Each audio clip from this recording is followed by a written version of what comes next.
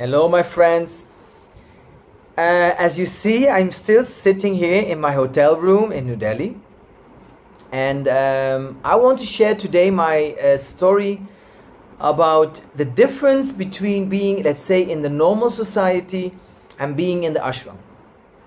And I'm gonna tell this because this morning I woke up and I felt a little bit like, okay, I'm gonna use my powers again, I'm gonna use my strength again, I'm not gonna play the victim route, because yesterday, of course, I was kind of confused and not knowing what I'm gonna do, what they gonna do with me.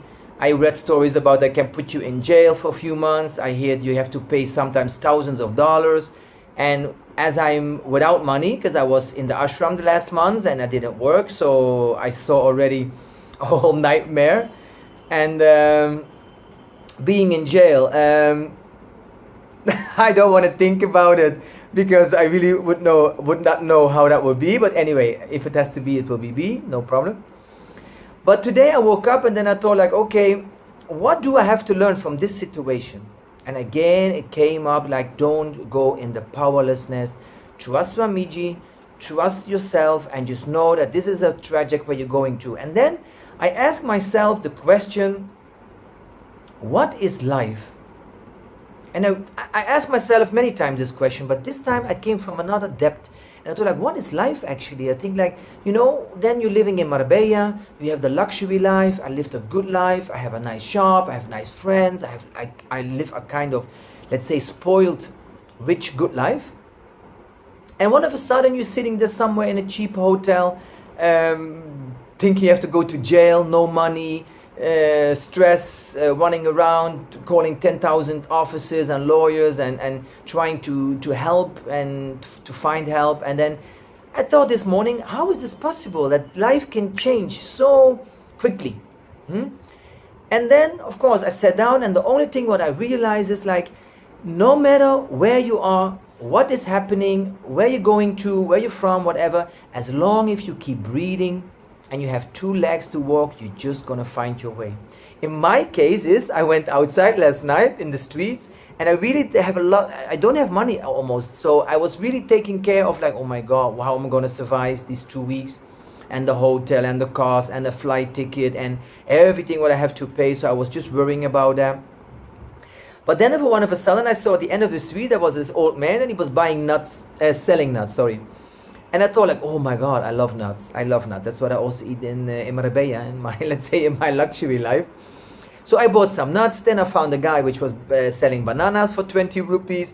And there was a guy which had some water. And then I realized, this is my dinner. Even when you think there's no money or whatever, you will always find some solution to do. And then when I did that, I had this morning my dinner. I did my puja.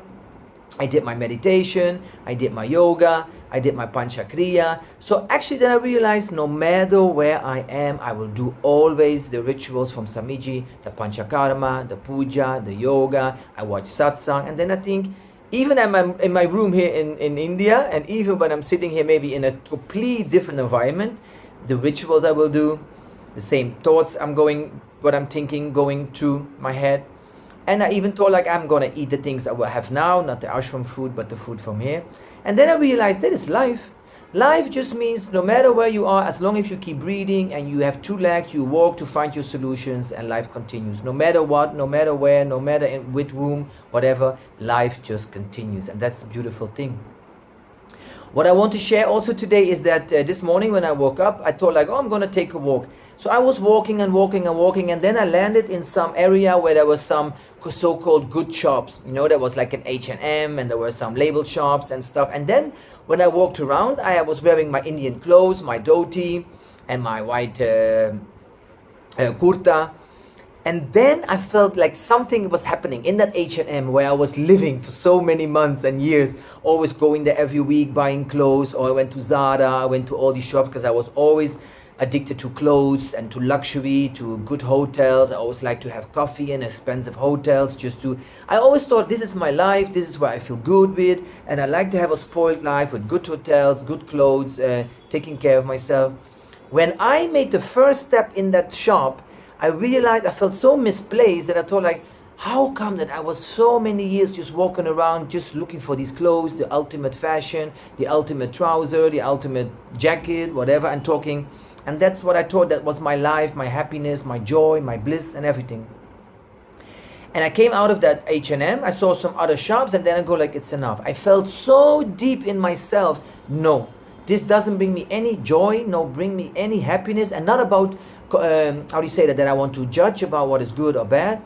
But I came to the moment, I sat on a bench, and then I realized by myself, I'm so 100% sure that everything you buy with money, that everything you go for in luxury style, every spoiled moment you can have, it gives you a good feeling, it gives you happiness, it gives you joy, it gives you some satisfaction, but it's always a kind of a fake, temporary satisfaction. That's for me, I decided that this afternoon.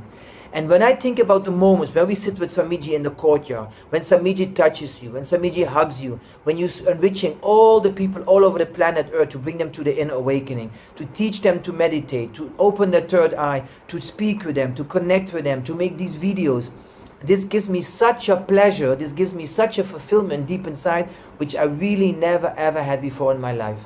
Really true.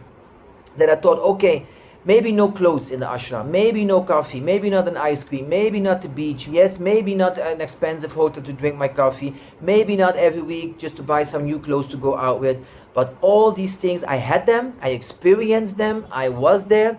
I had moments in my life I was so rich, I had moments in my life I was so poor, so I went from up and down. I had so much experiences in my life, but I know now I bought everything you can buy with money. I did everything what you can do from the low level, middle level, and high level experiences in society. Believe me, people who know me, they know that I was a very intense person. And then I realized, no, nothing brought me that kind of happiness in that depth which I had in the last 5 moments with Swamiji. And that's what I want to share only with you, that Swamiji says easily, everything what you bring from the external thing into yourself, that's happiness. But bliss is something, it's not anymore dependent on the outside, from the outside to the inside.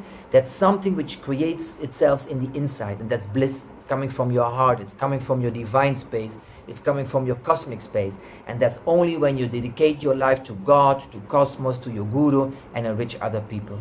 Only enriching other people and just cause their reality, help them with causing their reality, that gives you such a pleasure and such a good fulfillment and contentment you will never find in an expensive shop or an expensive hotel or a coffee or ice cream at the beach. That was my wake-up call today, so that's what I wanted to share with you. And yes, I hope you're going to follow my videos, because I want to enrich, of course, all over the planet Earth people to come to Inner Awakening. I can tell you about completion sessions. I can do some Skype sessions with you just to make you more aware and bring you to Swamiji with the Inner Awakenings. And yes, let's share this with the whole planet Earth. Okay? Write a mail to chikopfeiffer@gmail.com. Subscribe yourself on YouTube or leave a message on Facebook and I will come back to you. Thank you very much and have fun. Bye-bye.